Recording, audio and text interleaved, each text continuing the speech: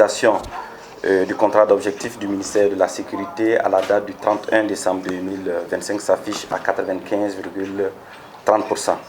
Alors, il faut retenir que nous avons été évalués sur 7 actions. La première action, c'est le renforcement des capacités opérationnelles des forces de police et de gendarmerie.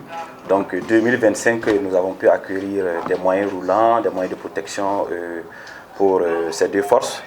Deuxième action, nous avons été aussi évalués sur l'intensification de la lutte contre le grand banditisme et la criminalité de façon générale.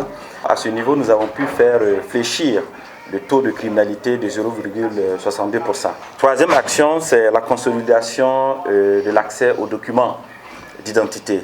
Alors, 2025, l'ONU a pu produire 1,5 million de CNIB et plus de 90 000 passeports au profit des populations.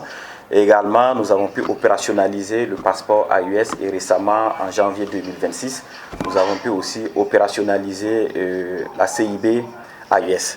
Quatrième action, c'est la définition et la mise en œuvre des différentes réformes en matière de bonne gouvernance. Nous avons pu aussi réduire drastiquement les postes de contrôle et ce pour lutter efficacement contre la corruption. Mais également, au niveau des dispositifs, nous avons pu aussi apporter des initiatives telles que la brigade mobile de sécurité et d'intervention, le commissariat mobile. Et également, nous avons pu aussi renforcer le dispositif au niveau des grands centres urbains à travers les postes d'observation et aussi certains décrets pour pouvoir aussi opérationnaliser certains domaines. Et cinquième action, c'est les modalités de participation de la population. Donc à ce niveau, nous avons pu voir nos relations avec les ILS pour qu'ils puissent aussi contribuer efficacement en matière de sécurité. Et sixième action, c'est l'amélioration de la sécurité routière. Actuellement, nous avons un taux toujours élevé en matière de mortalité sur nos routes. Donc nous avons pu mener beaucoup d'actions en termes de sensibilisation, en termes de répression également. Et aujourd'hui, nous avons aussi une réduction du taux en matière d'accidents au Burkina Faso. Et la septième action, c'est la mutualisation des systèmes d'information.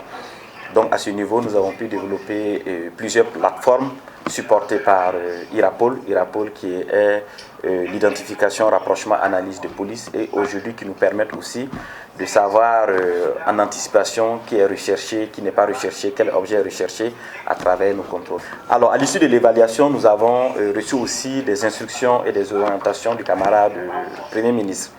Alors, quelques orientations et instructions, c'est la poursuite des réformes. Actuellement, nous avons entamé des réformes au niveau du secteur de la sécurité, c'est d'intensifier et de poursuivre ces réformes, et ce pour pouvoir aussi avoir un niveau de sécurité très fort appréciable.